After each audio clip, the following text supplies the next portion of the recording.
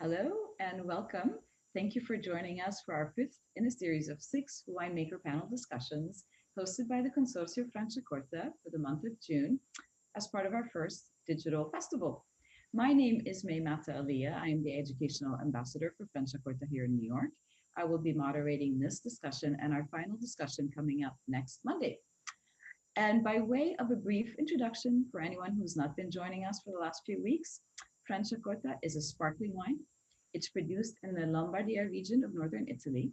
It's a small wine producing region. Annual production of that wine region hovers at around 17 million bottles a year. Today, we are focusing on the Dosaggio Zero wines. And to kick off the conversation, I would actually like to borrow the words of a famous wine writer, Karen O'Keefe, who's a highly regarded wine critic, author, and Italian editor for The Wine Enthusiast. So quoting her words, the array of names for this style, including Padose, Dosaggio Zero, or Brut Nature, may be a bit confusing, but the best are bone dry, with an almost knife-like precision. Boasting structure and finesse, they are loaded with energy, flavor, and character, featuring pristine fruit and savory mineral notes. Of all the different versions of Dosaggio Zero, Dosaggio Zero is the purest expression of Franciacorta's terroir. So I don't think I could have done a better job of describing Dosaggio Zero wines, but I'm delighted to welcome our panelists today. I'll be introducing them in the order that they're appearing on my screen. They've all been at the forefront of advocating for the drier styles of Franciacorta. So we're in great hands today, and I'm very much looking forward to the discussion. So starting with Stefano Camilucci from the Camilucci Winery. Stefano is the owner of the Camilucci Winery, which states its characteristics are passion, research, meticulous attention to detail, with an eye to the past, but a face towards the future. He brings together careful, innovative winemaking aimed at creating a modern, natural, and most importantly, authentic product. Next, we're joined by Giuseppe Volpato from the ELISABETTA ABRAMI Winery. Giuseppe, with his mother, Elisabetta, owned the ELISABETTA ABRAMI Winery. So how wonderful to be working with your mother. Passion for wine and for the land, along with family and entrepreneurship, are the ingredients that drive the work ethic at this winery. A deep love for the Pinot Nero grape variety and a conviction in organic farming have defined this winery's direction right from the start. And last but not least, we're joined by Michela Muratori from Villa CRESPIA Winery. Michela is the marketing and communication manager at Villa CRESPIA, where she is also the co-owner, along with various members of the Muratori family. The winery owns vineyards in each of the 6 vocational zones in the Franciacorta region and have long aimed to represent those zones through their single vineyard wines, which are typically produced as zero dosage bottlings. So welcome everybody. Thank you for making the time to join me today. And I would love to just kick off our conversation. I'm a teacher at heart, so I always have to start by defining what we're going to talk about. So my first question is for you, Michela. You're going to start us off and help us understand, for people who are joining us, maybe not familiar with the term, what is dosage? What does it mean? Okay, thank you, May. Can you listen to me?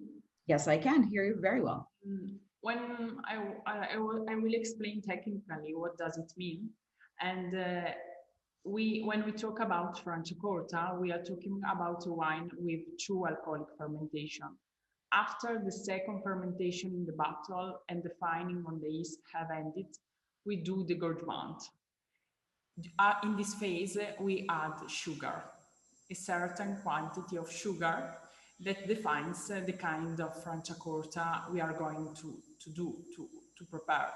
And if in a brut we can add till 12 gram liter sugar, in a Padose zero dosage you can add just till 3 gram liter sugar. So it's a quite huge difference that defines a very different wine, a very dry, but not even dry, but a very complex wine.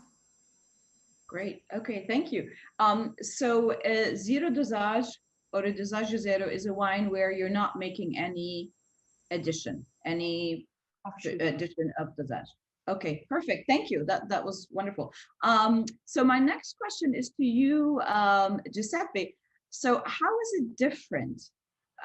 Michela just explained technically how they're different, but how is it different in terms of the expression of the wine between, say, a Brut, which is what most people are familiar with, and a Dosaggio Zero? How are the wines different on your palate or on the expression? Well, mate, first off, thanks for your great introduction. I really loved also how you described Padosé. Brut, on the one hand, is Franciacorta all-time classic. So Franciacorta with addition of a liqueur. Padosé is a wine that goes to the point. So the lack of the dosage leaves completely the stage to the varietal notes of the grapes. So we'll find more notes of fruits, for instance, and at the same time, it will leave more space to the flavors coming from the work of the yeast. So maybe we'll find sometimes tertiary aromas, which can come from breadcrumbs or even honey in certain cases. So in other words, to make a comparison, Padosé and Brut are kind of cooking of a steak. A medium rare steak is like Padosé. It's the purest taste of a steak that you may find. Okay, I like the analogy to the steak. Wonderful, thank you. And can I just elaborate one quickly on that? Do you feel more of the expression of the acidity in the Dosaggio Zero wines? Well, for sure, I would find more of the expression of the dryness of the wine, not always of the acidity. So that will depend on the aging. So in certain cases, I may decide to, that's personally, I'll work on a longer aging for a Padosé to balance the acidity of the wine with the dryness. So it really depends. Okay, great. Thank you. I like your distinction between the dryness and acidity. That makes a lot of sense. Great. So moving on to Stefano. Stefano, we've definitely noticed a trend that these drier wines are becoming more and more popular. I say conservatively in the last 6 to 10 years. Why do you think that is? Why do you think these drier styles are becoming more and more popular? What's your thought? I think it's a question of people and two reasons. The word of people who taste sparkling always search particular products. And I think the Franciacorta is a little area with a very exclusive product. It's a niche, and people who search the niche search something of unique and fantastic. And I think that all the best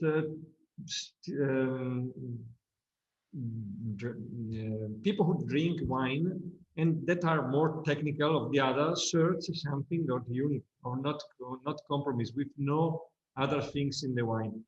And so I think that we are with the Franciacorta the idea that the best people who search high quality search this kind of wine that are more technical, more linear, more clean, more perfect with the balance of the sugar.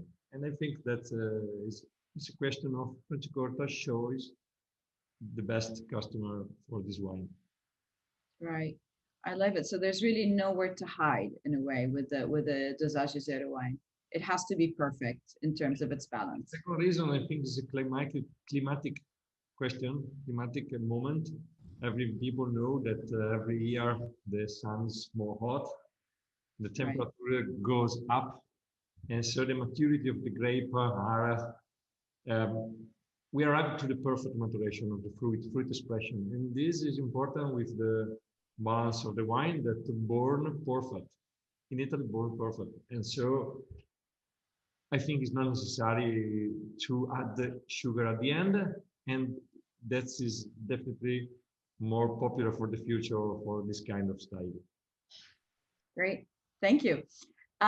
So coming back to you, Giuseppe, what grapes are used in the production of the Dosaggio Zero wines? Anything in particular that is generally used for those wines? Well, all of the 4 grape varieties allowed in Franciacorta can be used, which can be grouped in 2 areas. So the noble grapes, Chardonnay and Pinot Noir, and Pinot Blanc and Herba Mate. In the case of Chardonnay and Pinot Noir, there is no kind of limitation in the blending. We may have some limitations in Pinot Blanc and in Herba Mate. Then it comes to the decision of the winery. So maybe some wineries looking for freshness, for the fruity notes, will work more on Chardonnay. Wineries that look more for structure and longevity will look more for Pinot Noir. And then there might be one exception with Rosé, where you have to use at least 1/3 of the blending on Pinot Noir. Okay. So, and is there any minimum aging requirement for these wines? Well, there are different aging requirements depending on the kind of Pas d'Osé we want to make. We can group them again in 2 areas, the vintages and the non-vintages. So non-vintages would be 18 months, and vintages instead would be either millesimato or riserva, so 30 and 60 months. But generally speaking, more and more wineries will tend to work on a Pas d'Osé that has a long refinement, so at least 30 to 40 months, which is exactly what I was saying before, so to balance dryness and acidity. Right. So it's not so much that Dossagio Zero is not what stipulates the minimum aging requirement, it's the style, right? Whether it's being produced as a non-vintage or as a rosé or as a single vintage, it will then apply to Correct. those. Gotcha. Okay, great. And Michela, I know your winery has been, really very, very much in favor of the lower dosage wines. In terms of aging and ageability, do you find that the addition or lack of or absence of dosage plays a role in the wine's ability to age? That's when you talk about aging, you talk about the times the wine lies on its yeast, and the dosage is at the end of this phase. And the difference, I think, is the base wine, because base wine for a Pas d'Osé, I don't want to say they are more balanced, because even for a brut, you have to think about very high quality base if you want to do a high quality Franciacorta. But for sure, in a Pas d'Osé, you have no ultimate possibility to fix everything, I would say, when you were asking about the perception of acidity, I would think that maybe in a Pas d'Osé, the perception of acidity is enhanced in certain cases, because you don't have opportunity to add sugar that maybe in certain cases solve some lack of balance. I don't want to say that when you do a Pas d'Osé, you have to be more good, more precise, because every Franciacorta needs very, very, very much of attention, and the attention has to start in the vineyard, because when you do the harvest, but before, during this period, particularly June, July, even before, you have to pay attention to your grapes, because Pas d'Osé is the real expression of the grape. You should drink the grape in the glass when you drink a Pas d'Osé. This is what us with Villa CRESPIA has always tried to tell the terroir, to tell the difference of the feature of the soils, of the landscape. And with Pas d'Osé, you have the ultimate opportunity to do it, because you don't add anything of sugar, and it is a very direct and transparent expression of the soil of Franciacorta. That is what make our wines different and unique. They are unique in all around the world. You can drink sparkling made of Chardonnay, Pinot Noir, but you cannot drink a Franciacorta. So that's the huge opportunity that we have with a Pas d'Osé to tell about our soils. Great. And our terroir. Great, thank you. So you answered both my questions, because my next question was going to be, what are you really looking for in your base wines? So that's terrific, and I'm going to actually lead with that question also to my other panelists, because everybody has a different winery, every winery has a different style and what you're looking for. So Giuseppe, at your winery with your mother, what are the characteristics you're looking for in your Dosaggio Zero wines? Well, so look at that point, we have to go back again to the aging. So we only make Padosé, which is millesimato. So currently it's a 2013 vintage. So to make that survive through time, the first necessary characteristic needs to be acidity. So I may look into the grape juice, so Mosto Primo Fiore, so the side of the juice that has the strongest acidity, which will be the one which will allow the wine to last for a longer time and evolve. And that will again produce, if I think of our Padosé, notes of chestnut honey, for instance. So evolutions.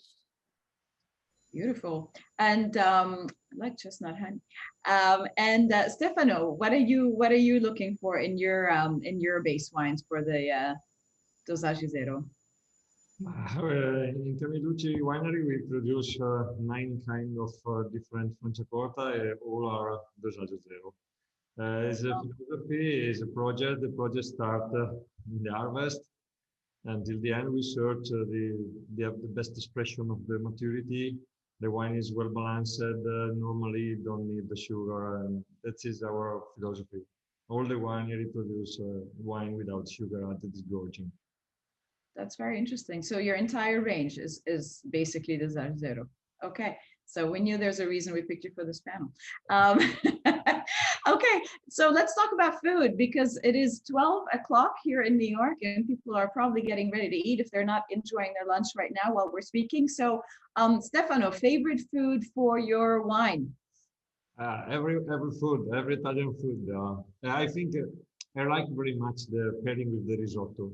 I think is when the risotto is very delicate, it's fantastic matching with Franciacorta. But there are a lot of products that are perfect with Franciacorta. Risotto for me is one of the best.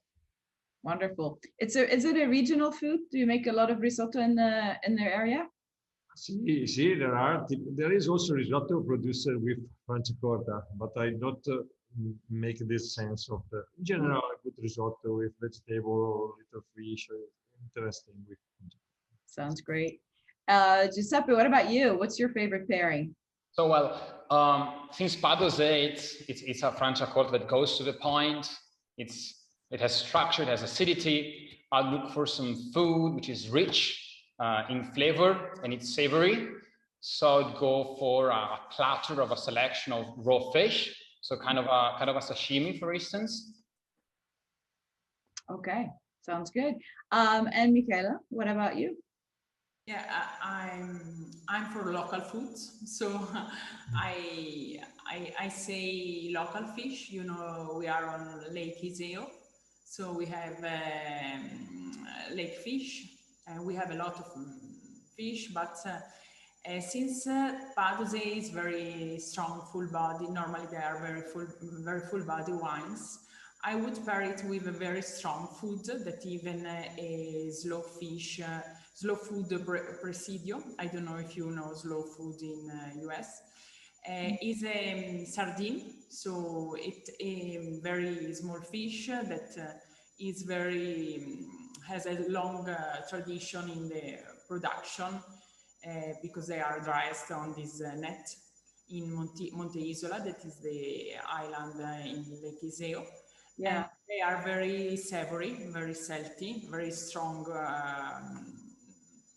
flavor. That I think the pairing is very challenging because the food, the sardine is very strong in its flavor. But I would say Franciacorta Padosé it has to be strong itself. So the pairing, I think it can be good. Sounds great. Yeah, I love actually when I've visited the region, that's one of my favorite things to do is to go out on the lake and go to the island and eat at a restaurant there and just enjoy a lot of the local food. It's wonderful. Thank you. Now you've all made me very hungry. And you've given me ideas for my lunch. So before we wrap up our conversation, Stefano, we've heard you're a big advocate of the Dosaggio Zero. So do we have a sense today what percentage of overall production in Franciacorta is being produced as Dosaggio Zero? At the moment is I think is low, 3-4% for the total production. I think the trend is not to remain in this low percent because the trend, as we told before, is going up. Question of climate, question of customers, and if Franciacorta, so if Franciacorta shows their customer, I think Franciacorta will give the direction for wine with low dosage. Yeah, great. So you expect that the trend will just continue to grow. Yeah. Well, I certainly hope so, because I do very much love those wines. Well, this was wonderful. Thank you so much. We have a few questions coming. I see something in the Q&A. I know Constance is magically joining us through the power of Zoom, and she's going to ask you some questions that we've been getting while we've been chatting. So Constance, over to you. Yes, so I think the first can be for you, Stefano. Does anyone use yerba mate grapes in the Padose wines now? See, and as I told before, I produce only Dosaggio Zero. So all the production for us is with no sugar, and the idea is to be very, very natural style with no other adding in the wine, because with the aging may give some different flavor, tasty. We prefer remain very, very pure. I don't know if that is your question. I think it's just general use of yerba mate in Padose. So I don't know, maybe Giuseppe, you have additional information or otherwise? I mean, I totally agree with what Stefano said. Okay, perfect. Okay, so Michela, do you think that the Dosaggio Zero category will continue to grow in Franciacorta? For sure, I hope so, because as Stefano said before, the percentage is very, very low. The percentage we sell about Padose is 3-4, as he said. You think that we sell 80% of Franciacorta, the 80% of Franciacorta sold is a brut. So I think we should maybe even change mentality in drinking Padose, because very often you think about, we talk about food pairing, but Padose can even be drink as an aperitif, paired just with some cheese or something that you find as an aperitif, because and this maybe could change the idea of drinking Padose, maybe choose instead of a brut Padose, because there is a huge opportunity to drink Padose. Every winery in Franciacorta has a Padose. We produce 3 Padose in our range, and we produce 10 wines. Great. Another question just came through for you, Michela. What vintage is your most recent release of Numero Zero? As you talk about, it depends where you are drinking it, because you know, we sell in US, and you know, the times for selling wines are long, and even the times in selling them. But normally we like it because it's very good when we hear about people that drink Numero Zero that maybe has late vintages, but is still very good, and they like it for its full body. And in this sense, the Padose, after the Gorgement, Sboccatura, that is the year you can always read on the back label of Franciacorta, is maybe better, I would say, than a brut. Drinking a Padose after more years from the gorging. I would say a Padose can last more. or remains with its peculiarities and balance. Great. This is my idea, my experience with my winery and what I drink here in Italy and all around the world. Okay. Stefano, can you make a Dosaggio Zero Satan? It's a difficult question. Satin for law is only Brit, but Brit I think is a category of the past, because Brit is less of 12 gram per liter. Every wine of quality is less of 12 gram per liter of sugar acidity. So we produce Satin, and there is no sugar in the Satin. In the label is Brut, because 0 is 12, is less of 12. Depends on the wine, depends of the wine. But normally, if the wine is perfect, the sugar to add is very, very little or nothing. I would add something about Satin, because Satin is very much, it's something about Franciacorta, you know, it's a trademark of Franciacorta. You can drink a Brut, a Pas d'Oser from every latitude of the world, but if you ask for a Satin can be just a Franciacorta. Okay. And the last question is for you, Giuseppe. Are a lot of the producers making Dosaggio Zero rosé wines? Well, at the moment, not many, because it's a very specific kind of wine. But if a trend of Pas d'Oser will continue in the future, for sure, consumers will look for more varieties in the selections of Pas d'Oser, and therefore will look also for more Pas d'Oser rosé. But at the moment, really very few wineries produce Pas d'Oser rosé version. Okay, great. Well, I think that is all of our questions for today. So thank you very much. And I'm going to go. Thank you, Constance. Awesome. That's wonderful. Yeah, you know, I think one of the things that I will just chime in, just in general, when I've been talking to producers in Franciacorta, even when you are producing Brut styles, in general, they do tend to be on the lower end of the spectrum. I find a lot of producers are, you know, maybe at 5 or 4 grams per liter of sugar in Franciacorta, whereas oftentimes in other regions, you're maybe closer to 9.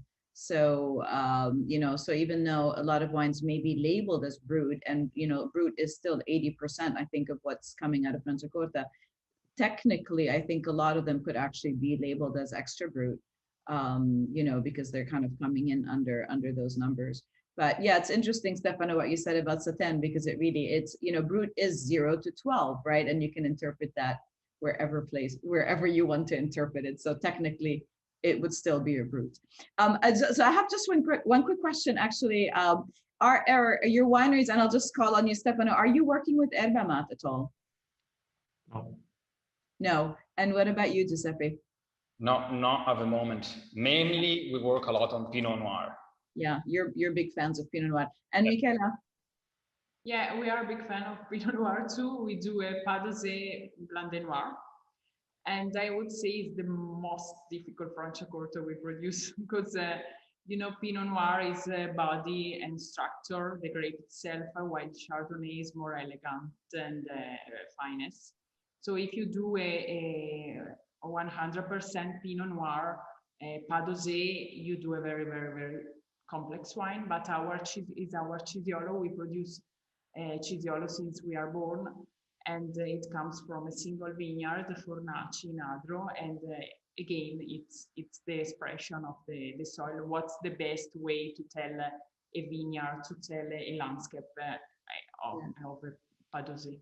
And that's our philosophy. Yeah, no, I've had that one. It's beautiful. Are you working with Erba Mate at all? Or you have any interest in it? No. So all three of you are not. It's a new. It's something new in Franciacorta. Of course, we are interested because you know, sparkling wines with these grapes, international grapes, are very common. And Erba Mate is a local grape.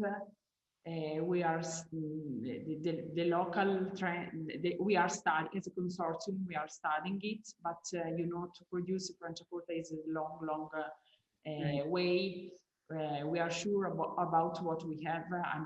I'm speaking about Villa Crespia. When you decide to change, to introduce a new grape, you have to be very sure. You have to learn more.